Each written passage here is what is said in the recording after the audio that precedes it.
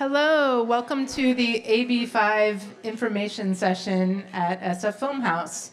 I'm Jen Gilliman. I'm just a filmmaker, concerned citizen here. I'm a FilmHouse resident this year, and when I found out about AB5, it was like maybe early December or something, and I immediately started trying to figure out, like, what does this mean for me? And I quickly started freaking out because it means a lot. It actually impacts my kind of business and career on both ends. I make films, and I am a freelancer. So I suddenly became like, oh my God, I have to be an employer, and I'm going to be an employee to a whole bunch of companies. And it started seeming really crazy. And I reached out to my friends in the collective of documentary women cinematographers, the ladies who were like kindly checking you in here tonight and ushering and helping out. They also are filmmakers and do cinematography freelance, and we started to realize, like, this is not just a problem for me or you, it's a problem for a lot of us in the independent film community. So I just kind of put a call out, and a lot of organizations responded, and so I want to thank the FilmHouse for hosting us tonight and just kind of opening their doors for this type of a conversation. And also, of course, our presenters, who I'll introduce in a moment. They're here to volunteer their time, and so I'm just really grateful that they heeded the call and put together this presentation specifically for us. So a few things about how the evening will run. Don't worry about taking verbose notes or anything during the presentation part. That's being recorded by David Minton here from Z9 Media. He's also volunteering his time to record this presentation, so we can all have access to it later. After the presentation, there will be a Q&A. However, in the interest of time and sort of like fairness, the way that we're doing that is via a bit.ly form. There's a Google form. The URL is posted in various parts of the room, so if you haven't already, and it looks like a lot of folks have, if you haven't already and you have a question you want to ask, please just plug it into that form. You can submit the form as many times as you like. But also, a part of that form is collecting a little bit of information. So if you want to enter your email address, I will be sending out a whole bunch of resources afterward. Those resources will include the recording from tonight's presentation, a sort of handout put together by California Lawyers for the Arts, some advocacy opportunities, because that's kind of where a lot of this is headed. We have to advocate for ourselves if we want to be included in any revisions of this law going forward. So please do plug your email in there. All the fields are optional in that form, so you can put in kind of whatever you want. Nothing in this presentation should be construed as legal advice. So you know, these folks are not your lawyers. They're not here to tell you what you can and can't do. They're merely here to help share information and try to help us make sense of this law and how it might apply to us.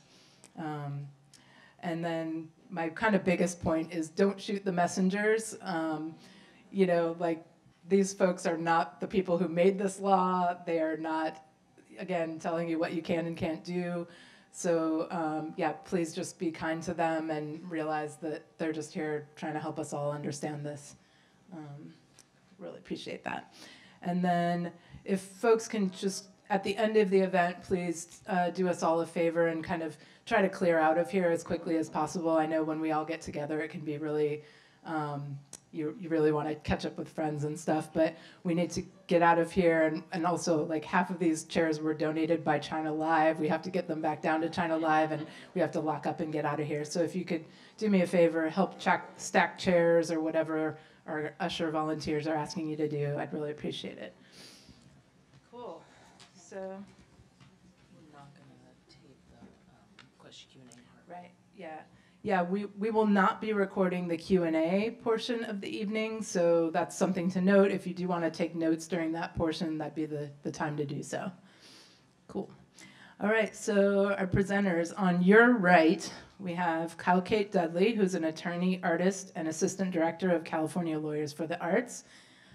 California Lawyers for the Arts is a statewide nonprofit organization that empowers the creative community by providing education, representation, and dispute resolution. They also have a legal referral service, among other valuable programs, but that's one that you may want to utilize if you are seeking an attorney and looking for a recommendation referral. You can visit their website at californialawyersforthearts.org. They also have some flyers up here. And then Jen Cornell on your left is a partner in the SF office of Carothers DiSante Freudenberger LLP, working primarily on the lawyer side, on the employer side of litigation in tech and retail primarily. So we're really grateful to you both for being here tonight to help us try to understand AB5. Thanks. Thank you. Thank you. Okay, is this a good place to hold the microphone? Can you hear me okay? Okay. All right, so I guess I'll kind of revisit what Jen just said. I'm Kate Dudley. California Lawyers for the Arts has a 3-prong mission, which she mentioned each piece of education, which is like what's happening here tonight. We do clinics, we do workshops. Then we also have a alternative dispute resolution group, our arts arbitration and mediation service. Mediation is way cheaper than going to court. So if you have a dispute, using mediation or arbitration is a really good avenue. And then we also have our lawyer referral and information service. We're a state certified bar lawyer referral service by the California State Bar.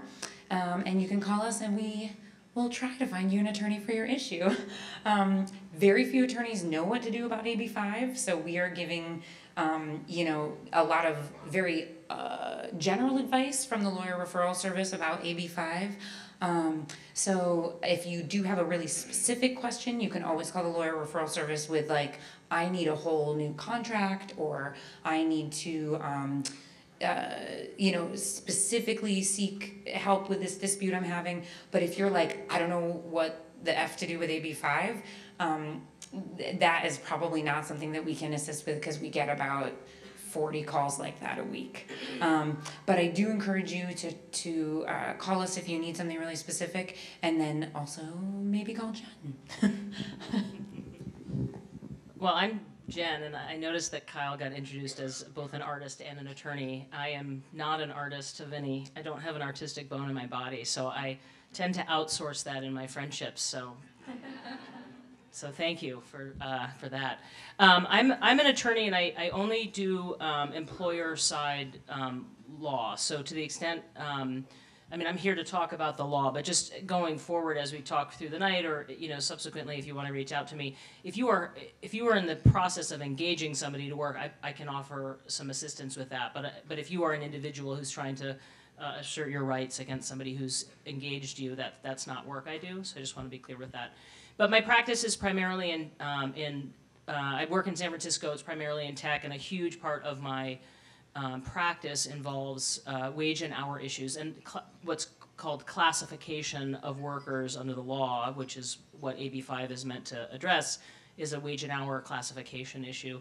And it touches a number of different areas of law. It touches taxes, it touches IP rights. There's a lot of different ways in which it intersects with the law. And we're going to try to talk about that in as much detail as we think is appropriate for this setting. But obviously, if you have questions, let us know.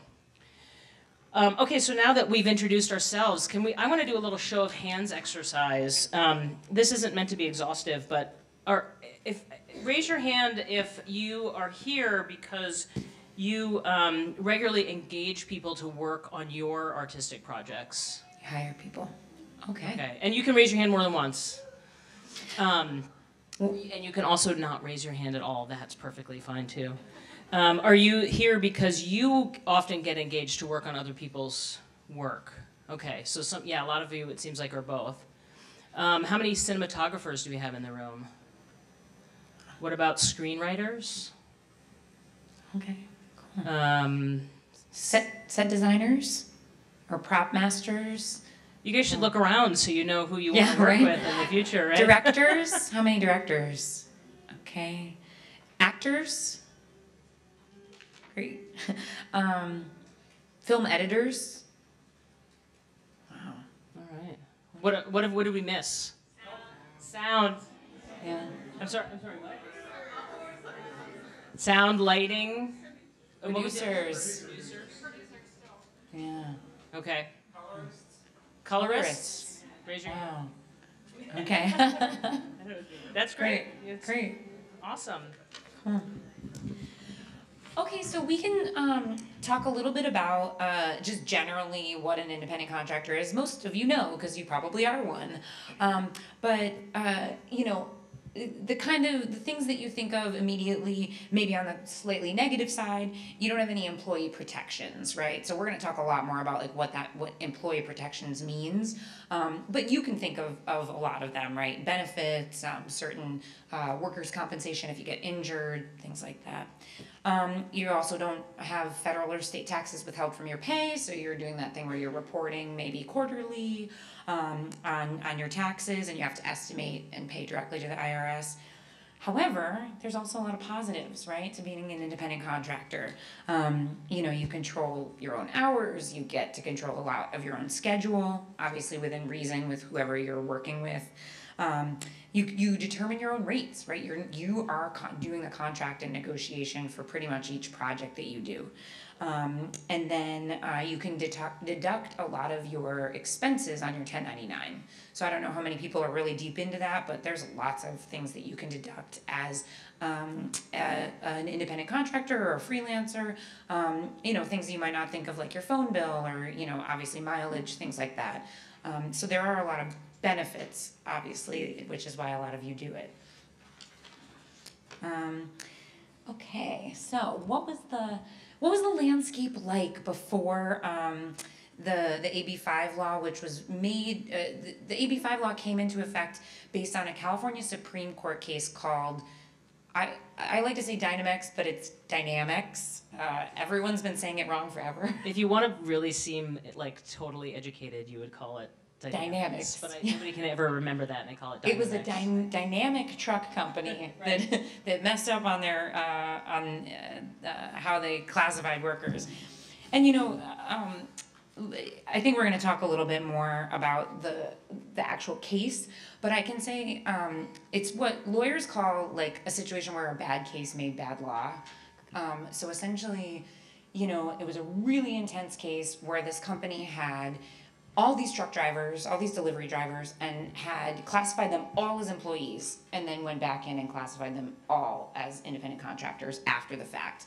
And I think this is part of the reason, you know, I don't know how you feel about it, but I feel like the judges had this kind of extreme reaction because of the specificity of that case. But before Dynamics, you know, what was the law like? There was still tests for how independent contractors versus employees were classified, right? And there were all kinds of different tests. Some were based on the tax law, right, on the IRS test. Some were based on your workers' compensation insurance, you know, what you pay for workers' comp and how those laws are written. Some were based on unemployment insurance. And so, but the biggest thing that was different is that they were a little bit more squishy, the laws before Dynamics and AB5. And so there's kind of like three big categories that a lot of these laws looked at to decide whether you were an employee or an independent contractor. There was like a behavioral test usually this is like the IRS test uses this. And that's like, does the company or does the hiring entity have the right to control the worker's work?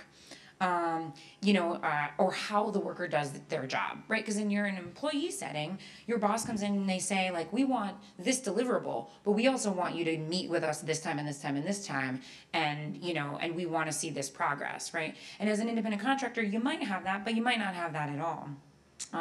Then there's a financial test that was kind of more about, you know, what aspects was the worker responsible for on the financial side. So what expenses were reimbursed? Did they have to provide their own tools and supplies?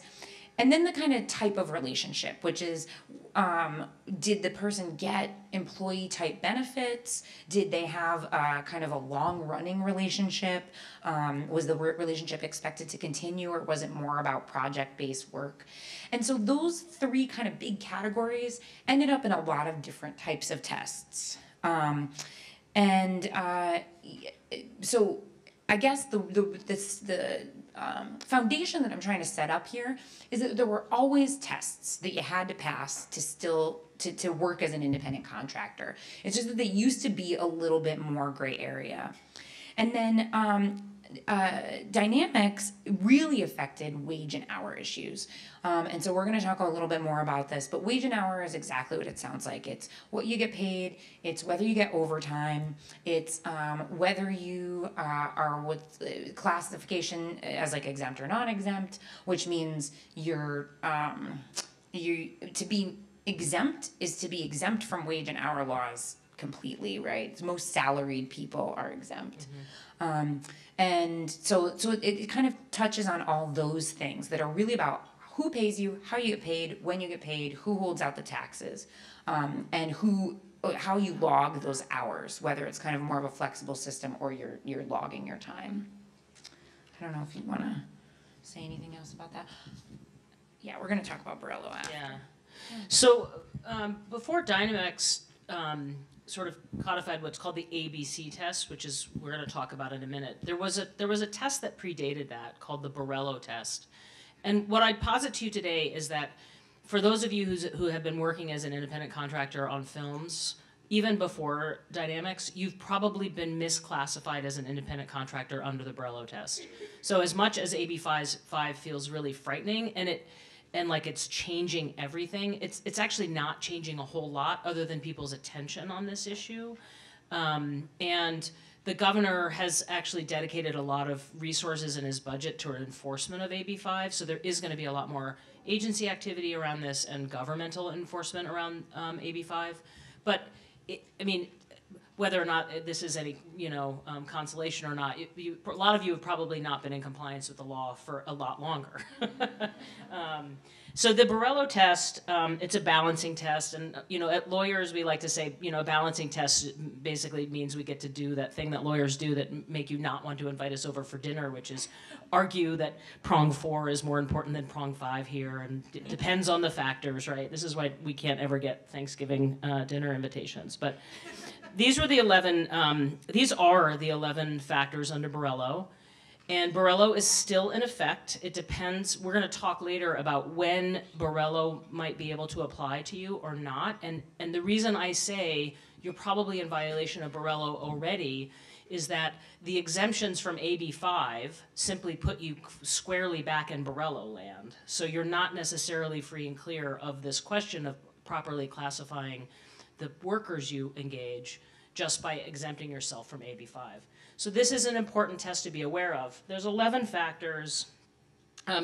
So whether the worker is engaged in an occupation or business distinct from the hiring entity, whether the work is part of the company's regular business, who supplied the equipment, tools, and the place, the worker's financial investment in equipment or materials, skill required. What it all comes down to is how much does the worker control the sort of terms and conditions of their employment, their hours, their rate, are they invested? Can they win or lose based on their own productivity on the project, for example? Do they bring their own tools? Is this something they do for other companies, or are they just working for one company, for example? So it's this, it's essentially like, let's look at the whole picture and decide whether or not we think the person is truly independent from the hiring entity. And that sort of is the essence of the Borello test. So in May of 2018, it was in May of 2018, I believe. Yeah. It's all right.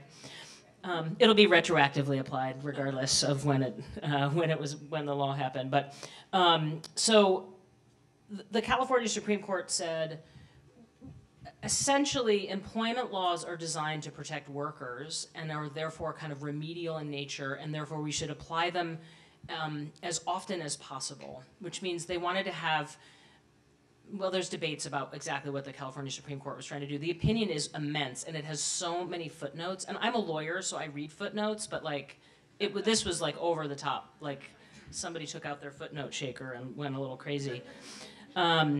They essentially took the ABC test from Maryland case law on unemployment insurance. So if you think about the different sort of social safety net type laws that are out there, unemployment insurance, workers' compensation, laws like that, we don't want those laws stringently applied, right? We want them liberally applied. If you get hurt at work, we don't want a lot of, we want to err on the side of providing workers' comp to folks so that they can, be helped with their injury, for example. So those laws have always had a really much more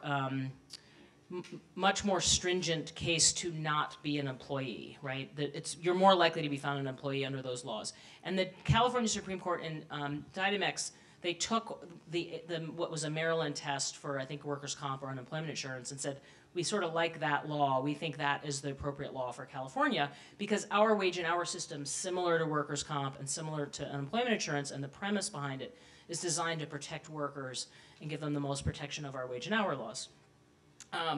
So they created the ABC test. Again, the deferral was to try to find more people to be employees rather than less.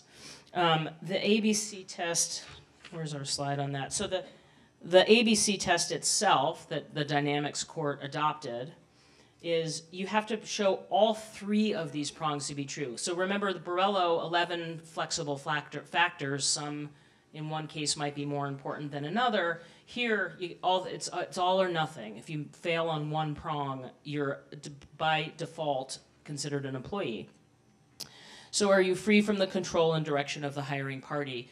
So that, as artists, I think a lot of you would be able to argue, you are free from a lot of control, right? You're an artist, you get to see your vision, as maybe as a cinematographer, like how do I want to shoot this particular, this particular shot. Your director might give you some input, but you have the ability to sort of engage in conversation about that, for example. Some of this is about hours and setting your hours. That doesn't mean, for example, myself as a lawyer, I can't say I refuse to work when the courts are open. There's obviously going to be some times when I have to work, but it's really about are you told to come to work 9 to 5 every day, or do you have some flexibility in your hours? The B prong is pretty much the new one, right? Are you performing work outside the usual course of the hiring party's business? That's the one that is courts since Dynamex came down are really realizing is what's hooking most people into being an employee. So if your usual business is making films and you hire people to help you make films, they are performing work in the course of your business. If your usual course of business is making films and you hire someone to come and fix your toilet, right? A plumber, that's the classic example, which is like the most unhelpful example. Every law uses the plumber as an example. It's like, we get it, plumbers are independent contractors. Give us some other examples, right? But that is the example that all the laws use. It's that a plumber coming to fix your toilet, that's outside the usual course of your business, and so that would satisfy the B prong. And then they are customarily engaged in an independently established trade, occupation, or business of the same nature as the work that you've hired them to perform. So you hired a cinematographer to come and do cinematography work for you, then you probably met the C prong. But again, B is probably where you're going to trip. Yeah. So, on December 18th, 2019, Governor Newsom signed Assembly Bill 5 into law. And AB5 essentially, and it didn't go into effect until January 1st, 2020, which a lot of folks know the exact date it went into effect. And, at first when the law was signed, a lot of people were really excited about it. They were, especially the kind of gig economy, thought that maybe they would get a lot out of becoming employees, maybe like immediately get, some benefits and some, definite rates of pay that would give them a little bit better living, right? Which was ostensibly the intention of the law. And so AB5 did expand the dynamics decision and codify it into law, right? And then so it expanded it by giving a lot of more specific professions to which it applied, and then making some exemptions. And the other I mean, part of the reason they passed the law after the Dynamex decision was that the Dynamex decision, as Kyle mentioned, was based on a very specific wage order, and the goal of the legislature was to expand it to all the wage and hour laws, so it was more broadly covered, more people than the actual court decision covered. Mm-hmm. And the reason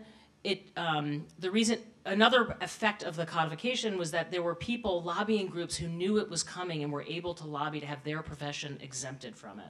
So dentists, and I will say right now, I'm very angry with my own dentist because I got fitted for a temporary crown yesterday that fell out this morning. So oh, no. I was so worried I was going to look like a jack-o'-lantern up here today. So anyway. You were like, are you an independent contractor? I know. I was like, I was in the chair and we were talking about the law. But anyway, so dentists, dentists, and right, maybe that's what I did it to myself. So dentists, as an example, they got themselves exempted from the law through effective lobbying. There's a list of enumerated professions that are exempted, and it was because they had advance warning and they were able to lobby their legislators. So that's kind of how the sausage is made in Sacramento. Yeah, and it did seem like the lobbying was more effective for professions that the legislature had some idea that these people have certifications or they have certain things where they already can advocate for themselves, and we trust that they'll be fine. But what they didn't realize, right, is that the arts community, like, this is a whole way that this economy runs, right? And the arts community in particular was really good at contracting and arguing for your rates and how you wanted to be paid and how you wanted to do your projects.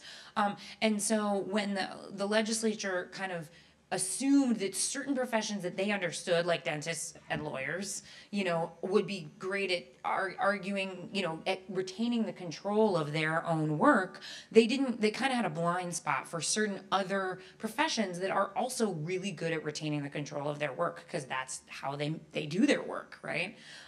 Your abilities and talents and specific skill sets and your creativity is really necessary to someone. That's why the independent contractor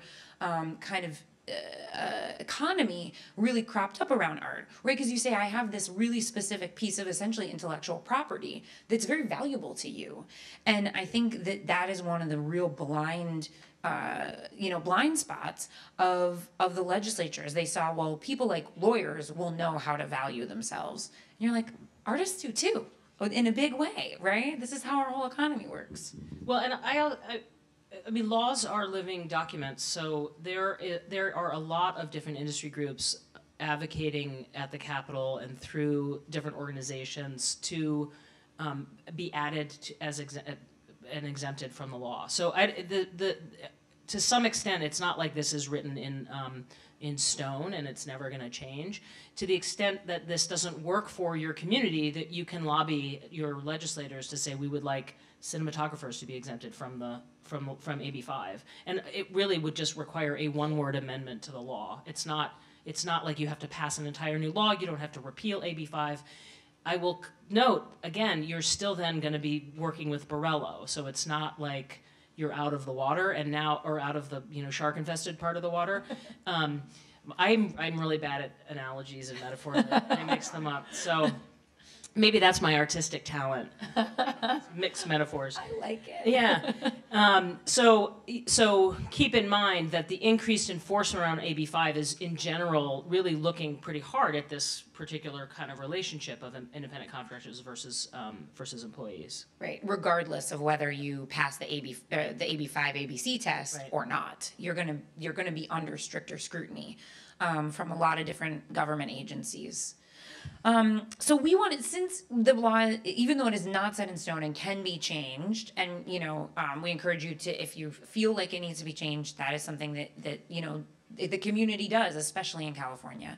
But for the next year anyway, for at least the next legislative cycle, you have to comply with it, right? So this is part of why we're here tonight, is to try to separate kind of how you can comply with it as a worker, how you can comply with it as a hiring entity, and just what it means to actually fit yourself into this law.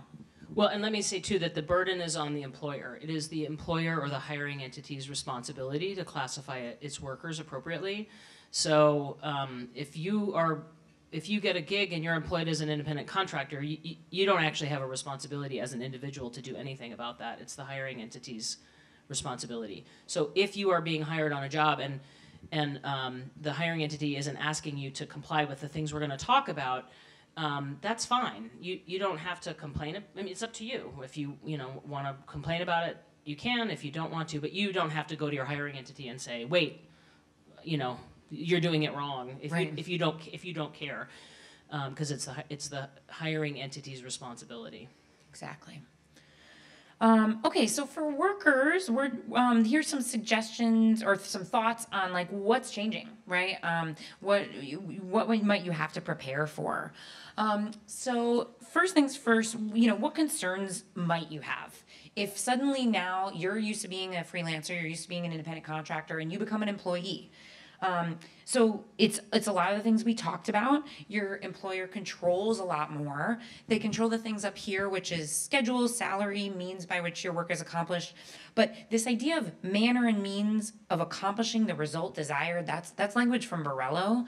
And that means, what we were discussing before, that means not just here's your deliverable, I want, this film to come out this way, but I also want you to do it this way. I want you to use this piece of equipment. I want you to come at this time to this location. And so there is a little bit more, there's a lot more control that an employer is able to have. You also don't get to write your business expenses off on your taxes, with some very narrow exceptions. And then another thing that's really of concern to the art community is that your employer likely owns the rights to the works you create during the course of your employment. There's a presumption that your employer owns your intellectual property. So you write something in the employer's office, maybe with their computer, it's really likely that they own that. Whereas as an independent contractor, if you come in and write something, ideally you're using your own tools and stuff like that goes with independent contracting, but also the presumption favors you, the independent contractor, for keeping the rights to your intellectual property. So those are some concerns that you might have if someone says, I'm only going to employ you, I won't work with you as a freelancer. Another thing that is worth noting is that under California law, under a piece of the labor code, if you ever did a work for hire, how many people have ever had a contract that said like work for hire in it, or like a work for hire piece? Okay, so that phrase work for hire is from the Copyright Act, and it defines what a work for hire is, and it has all these like pieces of what a work for hire is, but it's what it sounds like, right? Somebody like pays you, essentially like commissions something from you, asks you to write something for them, to develop something for them, and they are keeping that product.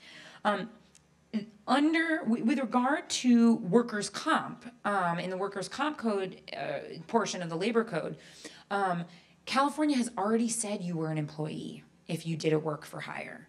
Now, obviously this only applies to workers' compensation because that's the part of the labor code that's under, but attorneys have used it to argue that you are an employee for all purposes. And that means that, again, it kind of is like the Borello test that we're talking about, that even though you might pass the ABC test under AB5, if you're doing a work made for hire, if you're exempted from the law but you're doing a work made for hire, it's very possible that it could be argued that you're an employee. Now, we're going to talk about this more at the end, but a lot of times the only way that this would even come to a dispute is if you, the worker, said you were misclassified. For the most part. I mean, the governor has indicated, like I said, one of his enforcement priorities for the year is around enforcement of AB5, which means that the Department of Labor Standards Enforcement, in particular, might be actually pursuing more audits. So I just helped an employer through an audit. Here's a question for those of you who hire other people. Raise your hand. Well, let's see. How do I do this? How many years do you have to maintain records of the wages you pay other people? Okay, yes, for tax purposes. So, but for the DLSE, they can audit back 3 years. So if you get a notice from an auditor of the Department of Labor Standards Enforcement, and they say we want to see your wage records going back 3 years, you're under audit, and they're going to try to see going back 3 years, have you been complying with California wage and hour laws? Mm-hmm. So those usually aren't initiated without a complaint from a worker, but given the governor's intent to have more enforcement of this, I wouldn't be surprised if there's more enforcement coming in that form of auditing of hiring entities to see what your wage records look like. And the DLSE has been known to audit like a whole sector of, that's why you see like sometimes a bunch of restaurants will now have certain new things that they do, or sometimes they'll do that. And then, with regard to this, your workers' comp carrier can audit you as well. And if this law is one of those kind of buried laws that no one noticed about the work made for hire, I mean, it's possible that it would come up under this kind of time of stricter scrutiny. Oh yeah, okay. And this is another one of those weird things where you're going to have to jump in when I don't know this part. Okay, cool. Okay, so one thing that might be a real concern to workers, but is also something that's always going to be a concern to you as a hiring entity, which we'll talk more about later, but is protecting your IP, right? So you have intellectual property rights. You might want the copyright to that thing that you wrote, or that beautiful photograph, or that piece of sound that you wrote for a film. And you will need to protect that if that's something that you want. So if you do end up becoming an employee and having an employment agreement, you might want to consider a reservation of rights. And so this is something, I mean, you could essentially Google it, but there are also like Nolo Press. There's a handful of like great books that are meant for, people operating what we call like in pro per. So without a lawyer, but want to kind of make their own contracts. It's always better to get an attorney to look over a contract. But there are resources out there. And so a reservation of rights is, you've seen it before, a licensor expressly reserves all rights to X, Y, and Z for this amount of time, and then grants the certain rights to the hiring entity, right? So this director that you recorded this, composed this piece of music for, they get the right to put it in the film and make money from it on that particular film, but you want to retain the right to use that piece of music later in your career. So that is one option. And then, yeah. The second option, has anybody here ever been asked to sign like a confidentiality or invention assignment agreement? Did you see on the back there was an Exhibit A where you got to list all of your works that were yours and not the company who was hiring you? Anybody remember Exhibit A? Yeah, okay. So a lot of people just leave it blank. I mean, they're just like, whatever. This would be a good time to just go ahead and draft Exhibit A to attach to all of those. They're called confidential information and invention assignment agreements, or the PIIA, which I'm assuming is like private information or whatever. But almost always those are drafted with a place where you can say, it'll say in there, I agree that everything I do is owned by the company that's hiring me, except for those things listed in Exhibit A, because they predated this relationship. So you could draft your own Exhibit A right now and just have it on file, and anytime you're going to get hired by somebody, you already have that. Obviously, you want that to be a living document. As you keep producing things, you create that list. So you want to, when you're signing that document as a worker, you want to pay really close attention, and if you leave Exhibit A blank, you're going to have a hard time. You might face an uphill battle later proving that a work you did completely long before the employment agreement started, before you even worked for that company, that you own it because you didn't fill out that exhibit. So always read your contracts, always read everything you sign, even when it's really long and boring. in like 9-point font. Get out your highlighter, Yeah. You know, and the thing about that Exhibit A is I think how many people work on multiple projects at the same time with different companies and different organizations? Yeah, great. So, yeah, and so even if it's something contemporaneous, but you're like, whoa, whoa, whoa, this is not for you, this is for this other company, or this is my own project that I go home and work on at midnight, like I want this to be mine, that's really important to put in there too, because, you know, especially if there's something contemporaneous, but is not done under the auspices of your hiring or entity that's hiring you for one project, you want to retain that. You want to make sure that they're not messing with that. I had a friend that used her laptop from her company, from her tech company, to write short stories. And she said, oh no, do they own those? And I was like, you know, so you really have to think about those things more. One other point on the IP is if you don't get an employment agreement, which sometimes happens, consider drafting something of your own about your IP. It can be just like a memorandum of understanding, an MOU. Often it's in letter form. Dear so-and-so, you know, I would like to retain my rights to X, Y, and Z. And that will, you know, having that on hand too, because you can keep it pretty neutral until you put in that company's, you know, name and whoever is going to sign it with you. And you sign it and then they sign it and you have something that says that you're retaining those rights. Okay, so there are some positives that would come along with being an employee. And they're worth noting. You know, everybody's really resistant to this law in a lot of ways, and especially in a lot of sectors. But it's worth thinking about, you know, are there some jobs where you actually wouldn't mind getting some of these protections? And so those are wage and hour protections like we talked about. That's minimum wage, overtime, meal and rest breaks. You know, then there's also mandatory benefits. So that's like workers' comp, you get injured, you get some support on paying your bills, you know, your medical bills. Also, state disability. So there's like short-term disability that California has extremely protective laws about. And then there's, you know, state unemployment. And then there's paid sick leave in California. As an employee, you automatically get paid sick leave. It's different kind of in each place you work, but and then there's federal law. The FMLA is the Family and Medical Leave Act. One thing that then, you know, you also have the option of joining a union. It's worth noting that unions in kind of the traditional union and then like a guild can operate very differently. And obviously, you know, a huge part of the arts economy deals with, you know, getting a certain card, getting your SAG card, getting into a guild. How many people have like experienced working with a guild or experienced working with other people in a guild or in like a union in the arts sense? SAG or some other guild. Okay, so not that many, but you know, I think a big part of the economy that has been brought up to me before is, you know, I'm trying to get my equity card, and the whole point is that I get to take a bunch of jobs without being in this union in order to get into the union, right?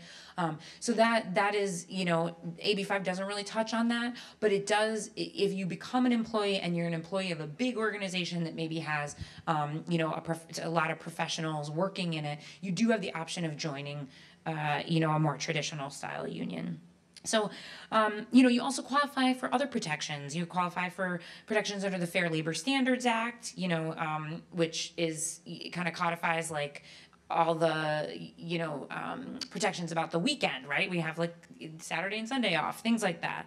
And then also disability accommodations and other civil rights protections, protection from discrimination, ban the box laws. So there's like a lot of things that you would get if someone is employing you instead of treating you as a freelancer. And as a freelancer, you get none of those protections. They can discriminate all they want, essentially. I mean, that's probably not totally true, and we hope it's not true that somebody hiring you would discriminate against you for X, Y, and Z reason. But you know, they can probably say you have a kid, and I don't really want to, you know, hire you because you might have to go home and help your kid, and that would be not okay in an employment context. Oh, and then, you know, just a couple other things that are on here. Obviously, you'd be on payroll, which means you get paid kind of more consistently. Your employer withholds taxes for you as opposed to you having to report.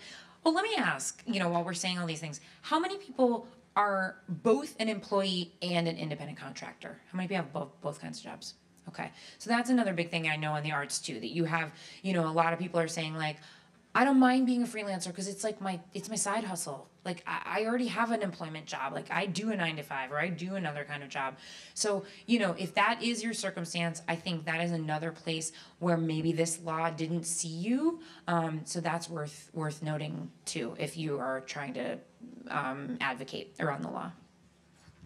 Yeah, and they could come in conflict with each other too, because your employer gets to tell you when to work, and sometimes they can, you know, prevent you from competing with them, particularly while you're working for them. In California, not so much afterwards, but while you're working for them, you owe some responsibilities to your employer. So. Right, and if suddenly one of your independent contractor jobs is now an employment job, you are going to have lots of employers. This was the positive slide, though. We shouldn't. Sorry. Sorry. There are a lot of good things about being employed.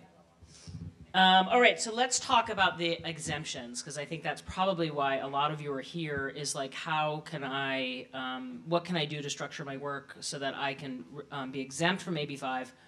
Again, you would still then need to pass the Borello factors. But the first is the professional services exemption, and Kyle was diligent and actually printed out the statute. I didn't print it out, but.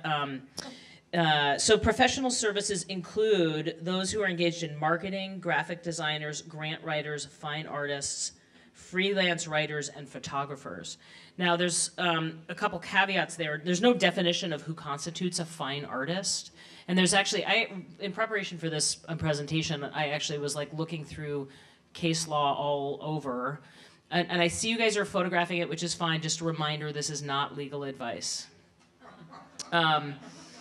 There's not a lot of definitions of who constitutes a fine. There's a definition of fine artist in a statute that's all about like international art theft that wouldn't apply to this group. And then the Bureau of Labor Statistics defines a fine artist as one who uses a variety of materials and techniques to create art for sale and exhibition. So I think where the problem with relying on, oh, I'm exempt because I'm a fine artist, might be that you are also sort of arguably involved in a trade, right? If what you're doing is more trade-like, are you also a fine artist if you're engaged in a trade? Here is where, to some extent, this presentation in a year and 2 and 3 years will be very different, because we'll have had some cases interpreting the law. The legislature wrote it, and then courts will sort of start defining these terms as they get cases in front of them. So, but that is one thing you can do, is to the extent you have any advertising materials where you're trying to get people to hire you, is call yourself a fine artist. If you feel like you can make that argument that you're a fine artist, use your materials to hold yourself out as one of these defined exempted individuals.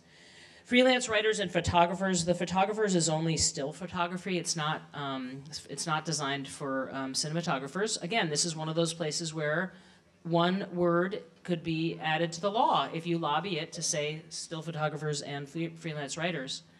And so there's another caveat about freelance writers and still photographers, which is that there's a limit on the number of submissions they can give to any one particular hiring entity to still be exempt. The goal was to try to capture people with weekly columns and make sure, you know, if there's a journalist who's writing a weekly column, that they're considered an employee and not a freelance writer. So it's set at 35. I guess they couldn't count up to 52. There's 52 weeks in a year. But anyway, more than 35 submissions and you're an employee, even if you are a freelance writer or a photographer. This exemption, in addition to defining yourself as a fine artist, you have to maintain your own business location, have a business license and any required professional licenses or permits. You have to have the ability to set or negotiate your own rates, set your own hours, which doesn't include completion dates and reasonable business hours, like I mentioned before, even under the Borello test. You want to be working with other hiring entities, or you hold yourself out to other customers. And then you regularly exercise discretion and independent judgment. Discretion and independent judgment are two phrases. They're sort of terms of art.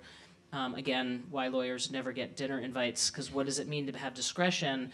We could talk about this for hours. Yeah, we could. Yeah, we could. And so it's essentially it's whether or not you're being told what to do, or you get to make decisions about your work is really what it comes down to, independently. Okay, so if you're going to try to conform to the exemption, the professional services exemption, I mean, here's how it would actually work. This is not legal advice. So it's good practice to have a written contract that says you're an independent contractor, that says you're a fine artist engaged as in an independent contract. You would want, if you go back to the slide before, when it says, you have the ability to set your own rates, you can write that in the contract that said we negotiated rates and decided my usual rate is X, and for this project I've agreed to do, I'm going to do Y, or something like that, so that you show in the contract that you've engaged in negotiation. An attestation in the contract that you set your own hours and rates. Creating a Yelp page is a really easy way for you to show that you're holding yourself out to other businesses to do this work. I mean, I imagine a lot of you get work through word of mouth. Is that right? Does anybody have a Yelp page? Any marketing? I mean, I actually, in a DLSE audit just recently, had the auditor pull Yelp reviews of the business to try to prove a point, so that even agencies look at that kind of thing, and that's probably I would imagine it doesn't cost anything to create a Yelp page, but you want to be careful about what you say on there, because you might say other things that get you in trouble elsewhere, but in general, you want to show that you are actually, because I would imagine when you get a job, you might end up working for one hiring entity pretty exclusively, at least for a short period of time. But if you can show that you're engaged in holding yourself out, that's just one way to prove that particular prong. Maybe your website. Your own website would be another example. Yeah. I mean, you could. Business cards, right, to show that you're handing out business cards. I mean, the point is you don't want to have nothing to show that you're holding yourself out. It's not that it's a bad idea to get word of mouth. Obviously, I would imagine most people get their work through word of mouth. But in the event of a challenge, you want to be able to show that you're doing this. Obviously, business licenses are expensive. I think it's like $800 in the California per year to have a California business license. It's not a cheap endeavor. I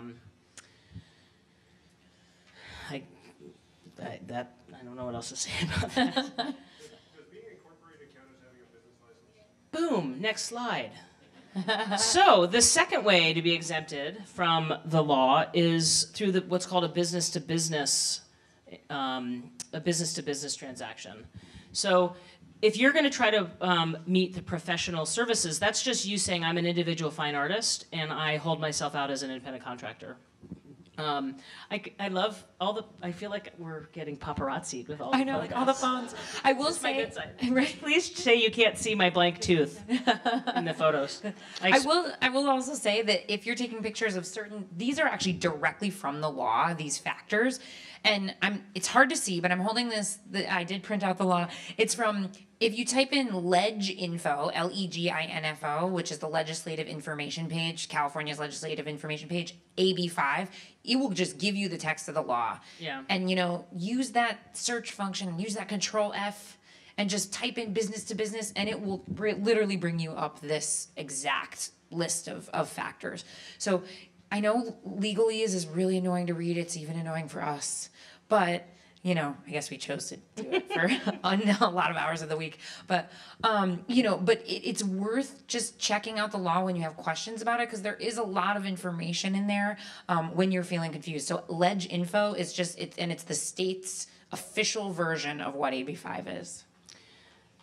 So the two exemptions that I think you all could try to fit under. One is the professional services, and again, in that you're just saying I'm a fine artist, I hold myself out to others. I'm meeting all the factors, right? The second way is to actually sort of create a business entity of which you are employed, and so the idea is you're sort of creating this layer between you and the hiring entity that is a business that is solely essentially just yourself. It's a legal fiction. It's unfortunately why companies can, I mean, I could go into why people can donate campaign. It's the result of the campaign finance. I mean, there's a lot of ways in which this law is problematic, but you could also use it to your benefit here by creating, for example, an LLC. That's the simple. I'm not a business corporations attorney, but you can be an S corp, you can be an LLC, you can be an LLP. There's a bunch of different ways to organize yourself as a business entity. An LLC is usually the easiest. When you create an LLC, then you have to then do a bunch of business formalities. So I have an LLC, and I have to have a yearly board meeting with myself, which means I meet with myself and I take notes that say, no new business, meeting concluded, and then file that piece of paper to show that I'm following business formalities. That is a sexy meeting, just me and my pencil. So there's, once you form an LLC, you want to make sure you understand what corporate formalities, so you have to register usually every year to keep the corporation alive, and you have to, if you're going to hire people, other people, you might have to file payroll, or, you know, certain kinds of forms with the state. So just be aware, it's not just file an LLC and forget it. Usually, luckily, the nice thing about, and the reason LLCs are usually preferred is that if you create an LLC, the registration is good for a year, and let's say 4 or 5 years go by and you've forgotten to renew it, you can sort of retroactively renew your license. So I'm not a corporate attorney, so double check that when you actually form your LLC. But so, and then once you form the LLC, you then sort of follow a lot of the same requirements as under the professional services test, which is that you have a business location that's separate, you're engaged in your own trade, you actually, you set your own rates and your own hours and location of work. So there's a little bit of, this one is probably, if you don't think you can meet the work that you do would be considered a fine artist, for example, maybe if you really lean more towards trade, sort of the trade side of it, this would be probably a better fit for what you're trying to do, is to establish an LLC and or a business entity and then move forward. But otherwise, it's kind of rather more the same, or very similar. The Dynamex decision that Kyle was talking about earlier.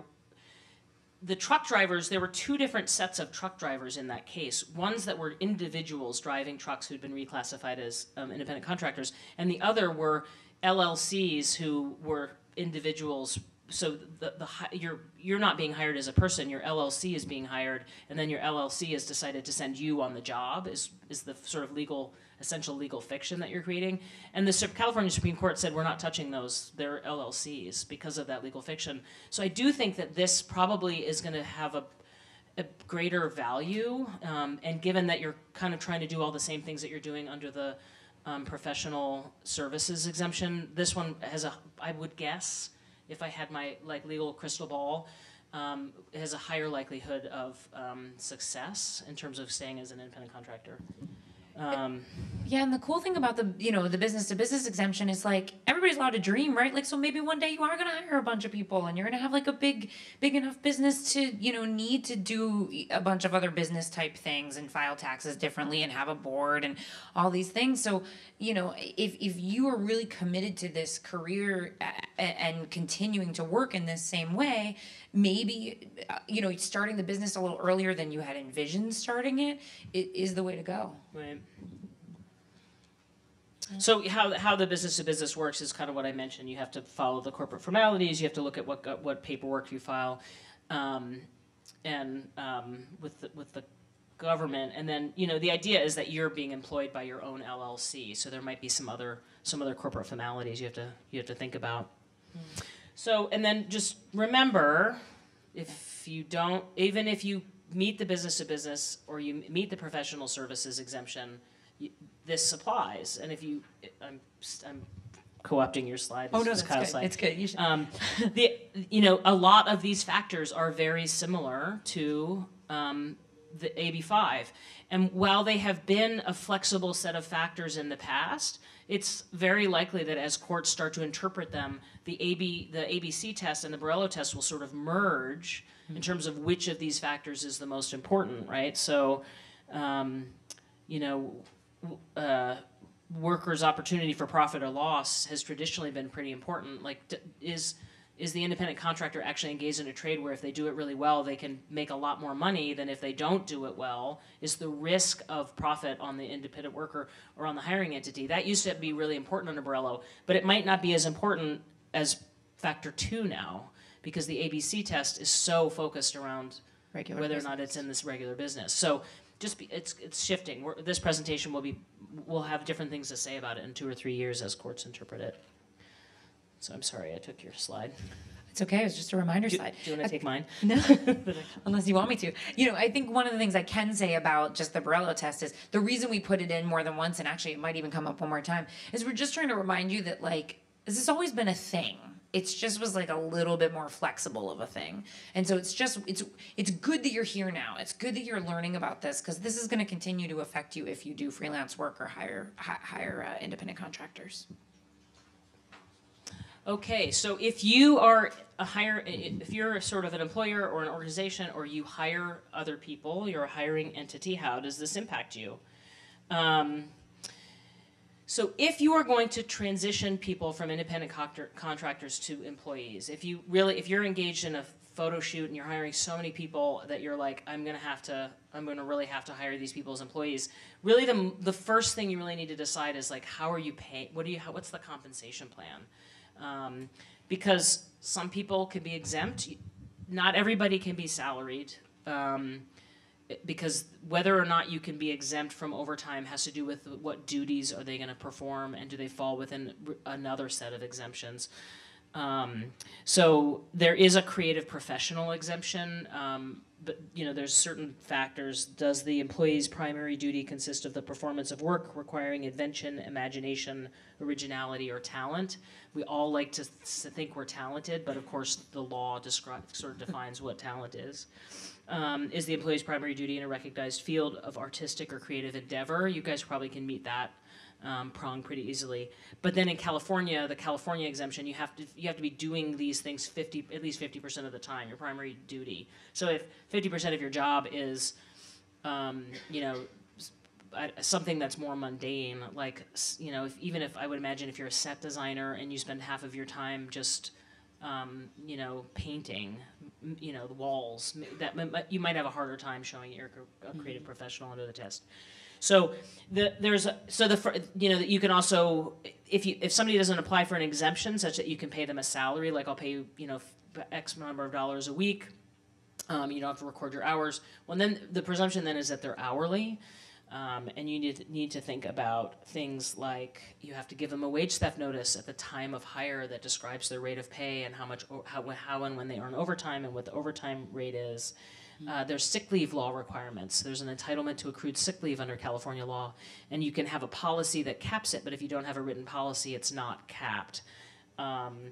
You might think about how the schedule affects pay. So in California, if you work more than 8 hours in a day, individuals get overtime after 8 hours and then double overtime. You might think about how you're scheduling workers. Does it make sense to have one long day of a shoot, or is it actually cheaper to break it up into 2 days? Do you have meal and rest breaks? And to have a compliant meal and rest break, the employee has to be completely free of any obligation to work, including checking their phone or text messages, etc. And the California laws are really worker friendly, so they really want to, like, always bump people into this hourly, non-exempt, like, they get overtime, they get all these things box. So you really need to think about that as you're hiring workers. Is this hourly? The default, right? So, like, we all like to be independent contractors and set our own pay, but the default is that you're an employee, and once you're an employee, the default is that you're an hourly employee. So it's like a double. It's like the basement. Not that there's anything like, not like it's diminished or whatever, but that's the law looks at it as like the baseline is hourly employees is sort of the baseline. So once you figure out the comp plan, how are you going to set up the comp plan? That's everything else sort of flows off that, right? So if you're going to have commissions or if you're going to do piece rate, all of that will define then how you set up meal and rest breaks. You need to, I think, the most important thing is to make sure that you're paying at least minimum wage, because anytime under California law, I say if you owe somebody $1, you're going to end up owing them $10 in penalties, and then plus their attorney's fees. So it's an exponential liability. And one of the main things you can do is make sure you're staying above minimum wage in terms of the overall pay. And you can't get around minimum wage by giving someone a salary, by saying like, you're on salary for just this much a week. Right. Because also the exemption, to exempt people from that minimum wage and the hourly, wage and hour laws, you actually have to be paying double minimum wage. Yeah, and it's the duties factor too. Yeah. If you don't meet the duties factor. There's all these other laws that come into effect. So, like the Immigration Reform and Control Act requires you to get an I-9 from anybody you employ for at least even one day. Has anybody ever asked for an I-9 from somebody they've hired? Yeah. I mean, I'm sure a lot of us have filled them out, and then the I-9 has its own set of requirements too. So there's a bunch of different laws that if you're, what? No, I-9. W-2, and I-9 is like an immigration form. You actually have to look at their documents. You have to look at, to show that they're actually authorized to work. So it's not, if you've never employed somebody before, it's worth spending some time making sure you understand some basic stuff rather than go into work tomorrow and convert everybody that's an independent contractor to an employee without doing some thought ahead of time about how to structure your comp plans. Yeah. I'm just curious, is like gifts or honorariums, does that count under, as far as we're getting documentation of people, can you do gifts and honorariums and that won't be scrutinized? So the question is whether or not instead of paying them hourly wage, you can pay them a gift or an honorarium. So no, if they're an employee, if the law determines that they're an employee and you paid them a gift or an honorarium, the question will be, did that compensate them at the rate of minimum wage based on the number of hours they worked? So essentially that's like giving them a salary. And the law around employing employees has timing of pay. You have to pay, it's actually really complex. I don't know it off the top of my head, but it's like for work between the 1st and the 16th, you have to pay them by the 26th of the week. I mean, there's a bunch of rules about when you pay them. So an honorarium, which you might pay at the very end of a project or at the very beginning of a project, wouldn't comply with that. You also have to have compliant wage statements that show, there's 11 different things you have to show on a wage statement. So.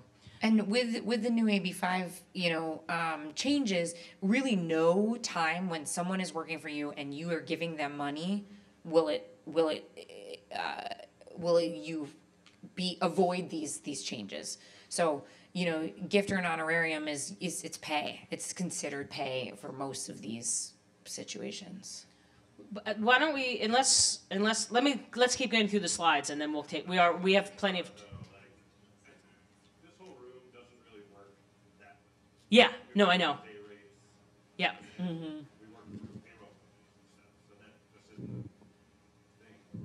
What do you mean? Like, as a person who hires crew, you never hire somebody for a year. You don't put them on a salary. Yeah. Yeah, with a payroll company and hire them for one day. Yeah. So it's kind of Right. I mean, that's what I'm saying is like it's complicated to hire someone.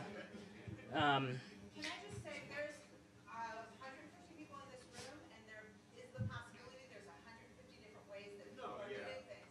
And so I think we should follow their advice, so let them get through the slides, and then ask questions about your own situation. But also the Q&A is going to happen through the form, and we already have like a lot of questions in there. So if you do have questions, put them in the form, please.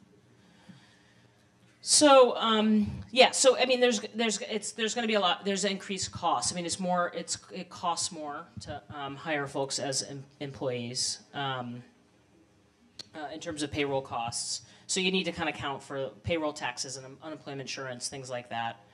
Again, the I-9, for example, ban the box laws. I mean, there's things you can ask when you're hiring, and things you can't ask when you're hiring employees, and those laws would now all apply.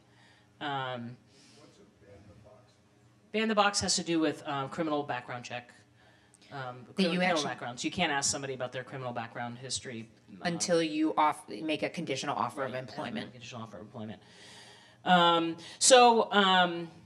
So suggestions for hiring entities, again, you know, graphic designers, grant writers, fine artists, and there are more. So be thoughtful about how you post your job description. If you're putting a Craigslist ad out, or I don't know how you guys hire when you're not doing word of mouth, but even in the email when you're sending it to somebody, be thoughtful about the words you use so that you have a better argument that they're hiring somebody who would be exempt from AB5. If you're hiring somebody who says, oh, I have an LLC, so you can hire me as an independent contractor, you as the employing entity will need to prove that they were in fact a business. And so you're going to want to ask for their documentation in advance and say, okay, great, send me your business license. I want to show me some advertisements. Please give me your flyer. All of the factors under that exemption, gather that documentation at the beginning of the employment relationship or at the beginning of the engagement, so that if you are challenged, you already have it to show.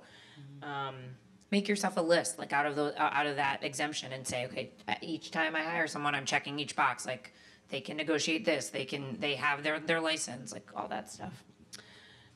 You can hire staffing through staffing agencies or through professional employer organizations. That's not going to necessarily inoculate you from the application of the law, because there's something called joint employer laws that say basically both a staffing agency and an employer can both be sued for violation of the law. If you're hiring a payroll company to do your payroll and they do it wrong, you are still responsible for them doing it wrong.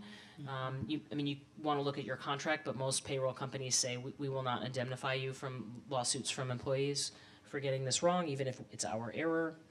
Or what you get back is the amount you paid them to process the payroll, so it's not very satisfying.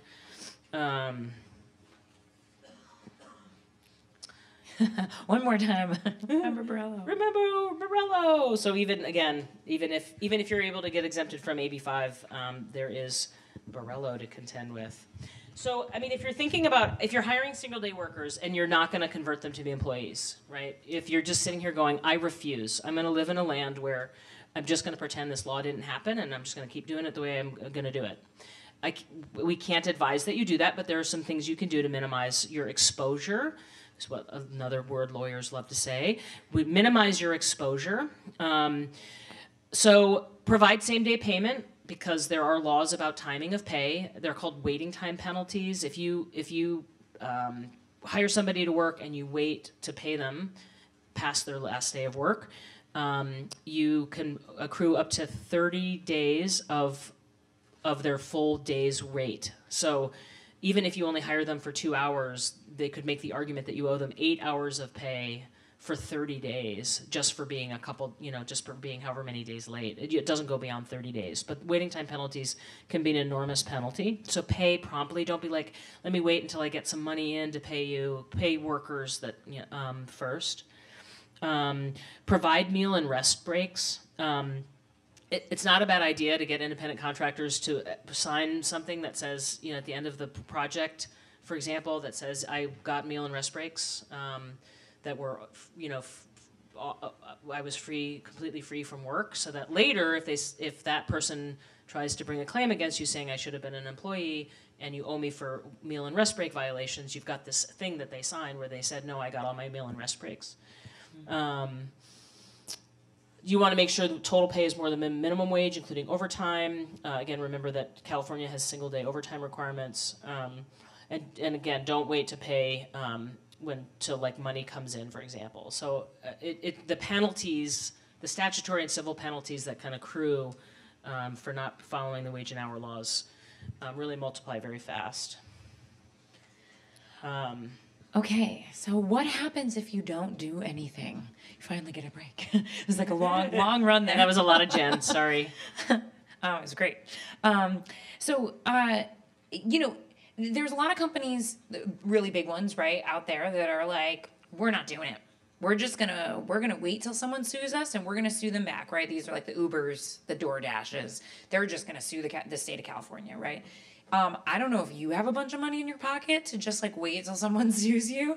But so what you want to think about is how can you avoid some of these issues? And Jen already brought them up in the one-day worker situation, but Wage and hour laws are enforced by the California Labor Commissioner, which has like a bunch of different departments, but it's, the California Labor Commissioner lives, I think, inside the Department of Industrial Relations, which has a department called the Department of Labor Standards Enforcement. And any of these organizations, including the Employment Development Department, which is EDD, or even the Federal Department of Labor, they can audit you, like we talked about. We did talk about how in past times, usually DLSE or EDD will probably not initiate a case unless a worker came to them. But that might not be so true with this big, war chest of money that the state has now to kind of investigate these issues. But it is still the truth that probably the most common way a case about classification comes up is because a worker complains and says, I didn't get paid enough, or I need unemployment and I didn't get it, or whatever it may be, and I think I was misclassified back there, so I want this thing that I think I deserve. One really important thing, if you do come into a dispute with one of your workers, with somebody you hire, retaliation is a big issue. It can be a whole separate claim, and retaliation can be a lot of different ways. That's like if you fire them, if you start treating them differently, if you start giving them fewer hours, they could file a whole separate claim. So the best thing you can do is try to work with them. Usually most of these departments have a mandatory mediation where you do get a chance to try to maybe work it out with the worker. Okay, so penalties for violation, we talked about a lot of these already, but back wages, unpaid overtime, unpaid minimum wage, because the state is going to do what we've been talking about. They're going to assume that person should have been an employee and should have been an hourly employee and should have gotten overtime, and so then you might have a bunch of back benefits that you owe. So accrued sick leave, then there's penalties and interest. If that person retains counsel, files in court and wins, you pay their attorney's fees most likely. And then there's additional penalties under the California Labor Code section for willful or usually like continuous misclassification, and those have really large penalties. Yeah, and I mean, not to scare anybody, but I just settled a DLSE audit, a small employer. Some of the workers were same day, single day employment or single day entities. The auditor determined that the workers had been paid all wages owed, but the penalties for, I think it was like 17 workers over the past 3 years, they assessed a penalty of $56,000 in penalties. We were able to negotiate that down to $46,000, but that was the lowest we could get them to go. So it's the penalties, and that was the workers weren't owed a dime. They had been paid all wages, but it was the other penalties that assessed. So they really can. I recommend if you get a notice that you're being audited by the DLSE that you get an attorney to assist you, because it's just a very costly venture.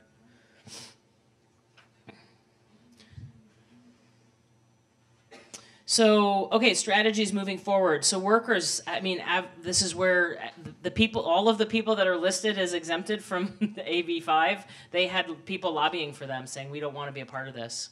And that's what's happening right now. If you're reading, there's eight different trade groups, different organizations are lobbying to say we want to be exempted from this. You can do. Am I doing all that? Okay. Either one. If you don't want to be exempt, I mean, you can ask to be employed by the hiring entity and confirm that the hiring entity is going to comply with the laws, and just know your rights so that you know kind of what you want to do there. For hiring entities, I can't stress this enough. Treating your workers really well goes so far. Goodwill on the part of the people you're hiring. The days of just being able to just be an a-hole and get everybody to jump when you say jump. I mean, workers have a lot of rights in California, so be nice to people. It's just it goes really far. Don't give them a reason to file the claim. Right. So treat the people you're well. You should really work on. I mean, I think it's a good idea to have an agreement that you've really thought about, an independent contractor agreement. You really need to have a written agreement these days. And then once you hire independent contractors, make sure you're doing things like letting them set their rates, letting them set their hours, like actually giving them that independence that the law expects. I mentioned before, get proof of independent. If you're trying to meet one of the professional exemptions, in particular the business to business, get that in up front, or include in your contract that the person agrees that they are required to provide you that documentation. And then if the person's really just not exempt, put them on the payroll. I mean, you're just going to have to make that tough change, I think. And then, yeah, this is the form for to become an LLC. And I'll pitch this one more time. I think kind of the reason I put this form on here is just like, if you already do this as your business, if it's not your side hustle, or even if it's like your mostly thing you do, but it's kind of a side hustle, maybe it's time to think about having a business, because it actually will protect you in a lot of ways. A lot of people, that's why, sole proprietorships or LLCs exist, and maybe it's just time to make that leap. The other thing, we're almost done. So the other thing is to consider hiring an outside HR consultant to help you look at your business. So HR consultants are exempt from the law, so you can hire them as independent consultants to help you look at the people you're. Yeah, guess who's got lobbyists in Sacramento?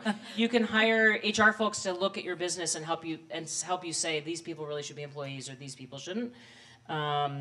You can reach out to your board or executive team to help you. That could be something in your grant proposal, for example, that you say, like, I want extra money to help fund this particular thing, this particular hire. Joining a professional employer organization or hiring agency, asking for more additional money from your funders. I know that's probably not helpful. Thinking about contractual indemnity provisions. So you can. This depends on kind of who you're engaged in contracts with, but there might be situations in which you can include in the contract that says, if I get sued basis of for wage and hour violations based on these groups of workers, you agree that you will cover me, indemnify me in that lawsuit. So, I mean, it's hard for me to know exactly who you might be working with that you're having contracts with, but that's something to think about. And on the same basis, you should be reading the contracts you're signing, because you might be accepting indemnity such that you're agreeing, the caterers who are bringing food maybe to your shoot, have you signed an indemnity agreement that says you're going to indemnify the caterers if their workers are misclassified? You want to make sure you look at those indemnity provisions. And the other thing is to research what's called EPLI insurance. I don't know what the acronym is. It's Employment Protection Litigation Insurance. There are a lot of different insurance companies out there where I'm sure you have to have business insurance, some kind of insurance for your shoots anyway. Adding an EPLI rider means that if you get sued, the insurance company will pay for the lawsuit related to the classification. You have to read those carefully, because a lot of them will exclude wage and hour violations. They almost always exclude class allegations, like if somebody's bringing it as a representative plaintiff. But I think that is something, and if you have insurance of any kind, call your agent and tell them you want EPLI insurance on AB5. I mean, start telling your insurance company you want them to provide that policy, because that's going to be a heck of a lot cheaper than even one piece of litigation on this. Yeah. I will also say just one positive thing. If you are applying for grant funding, most funders in California know about this and know that it's going to be more expensive. And if you maybe have a contract for a grant that was for this coming fiscal year, and you said, I'm going to hire this many people, or I'm going to do this length of a project, if you don't ask, the answer is always no, right? Like you can go to your funder and say, this is going to cost me 15% more, or I have to do a smaller project on the same funds that you gave me.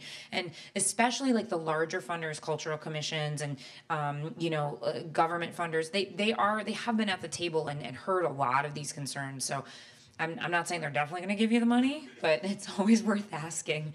And like when you go to a restaurant and you say the prices are more, and they say this is because we pay our workers more, maybe you can do things like that. So there is some way, especially because this is such a big cultural shift, that you can kind of get access maybe to a tiny bit more money to cover it.